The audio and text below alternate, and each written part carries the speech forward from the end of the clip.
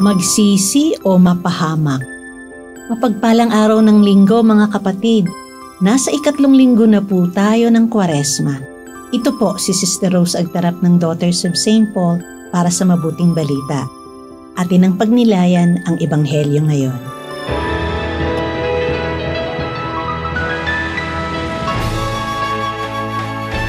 Dumating ang ilang tao na nagbalita kay Jesus ng nangyari sa templo. Ipinapatay nga ni Pilato ang mga taga-Galilea at nahalo ang kanilang dugo sa mga handog nila. Sinabi ni Jesus sa kanila, "Sa akala ba ninyo'y mas makasalanan ang mga taga-Galileang yan kaysa lahat ng mga taga-Galilea? Dahil sila ang nagdusa? Hindi. At sinasabi ko sa inyo, kung hindi kayo magbabago, mapapahamak din kayong lahat. Gayon din naman sa namatay na 18 taong nabagsakan ng tore sa Silow. Sa akala ba ninyo'y mas may utang sila sa Diyos kaysa lahat ng naninirahan sa Jerusalem? Sinasabi ko, hindi. Ngunit kung hindi kayo magbabago, mapapahamak din kayong lahat." At sinabi ni Jesus ang talinhagang ito, May taong may isang puno ng igos sa kanyang ubasan, at pumunta siya upang maghanap ng mga bunga. Subalit wala siyang nakita. Kaya sinabi niya sa nag-aalaga ng ubasan, 3 taon na akong pumaparito sa paghahanap ng mga bunga sa punong igos na yan at wala akong nakita. Putulin mo yan at pampasikip lamang sa lupa. Ngunit sumagot sa kanya ang tauhan, Ginoo, pabayaan mo na siya ngayong taon. Maghuhukay ako sa paligid nito at lalagyan ng pataba. Baka sakaling mamunga siya. Ngunit kung hindi, tsaka mo siya putulin.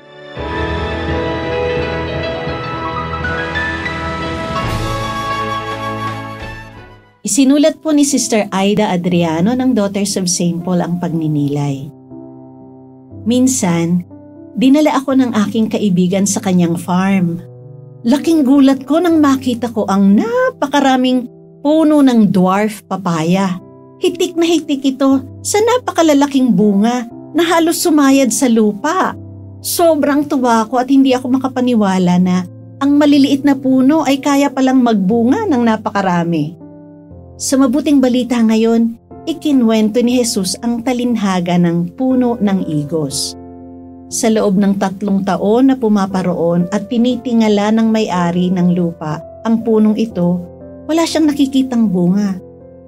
Kahit si Kristo ay naghahanap rin ng bunga sa ating buhay pananampalataya. Paano ba ito mamumunga? Malinaw na sinabi ni San Pablo sa mga taga-Galacia ang mga bunga ng Espiritu. Pag-ibig, kagalakan, kapayapaan, katyagaan, pagtitiis, kabutihan, katapatan, at kahinahunan. Binibigyan tayo ng Diyos ng panahon, lakas at mga talento upang gamitin natin ang mga bunga ng Espiritu Santo para sa ikabubuti ng ating kapwa. Alam niyo ang hindi pagtalima sa paanyaya ng Panginoon na maging mabunga ay isang kasalanan na dapat nating pagsisihan. Ngayong panahon ng Kwaresma, taos-puso tayong magsisi at magbagong loob na may matibay na pag-asa sa kabutihan, pagmamahal at habag ng ating mahal na Diyos. Kapanalig, anong bunga ang hinihingi sa iyo ng Panginoon ngayon? Manalangin tayo. Panginoon, naway maging mabunga ang buhay ko na nagpapakita ng iyong kabutihan, awa at pagkalinga sa aking kapwa. Amen.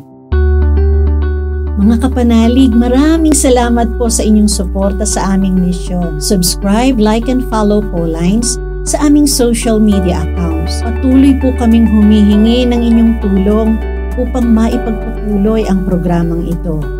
Maaari po ninyong ipadala ang inyong love offerings at donasyon sa aming donations channels. Makakaasa po kayo na kasama lagi ang inyong mga intensyon at kahilingan sa aming panalangin araw-araw.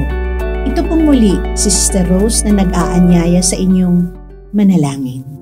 Panginoon, buksan mo ang aming mga puso sa iyong biyaya. Sama-sama nawa kaming maglakbay sa daan ng pagbabalik loob at kalayaan ng may pag-asa. nang maipagdiwang naming ng buong kagalakan ang tagumpay ng Panginoong Hesukristo laban sa kasalanan at kamatayan. Amen. We are here to provide a new way of communicating and proclaiming the gospel.